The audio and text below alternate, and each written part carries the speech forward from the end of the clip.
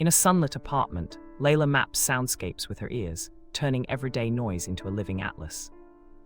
She records distant buses, kettle whistles, and chalk squeaks, weaving them into a melody that guides neighbors to calmer spaces.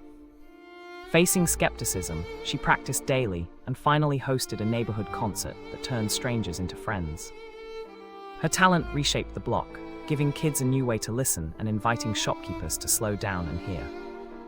Garip Yetenekler celebrates Leila, proving ordinary life can bloom with a unique rhythm when someone dares to listen differently.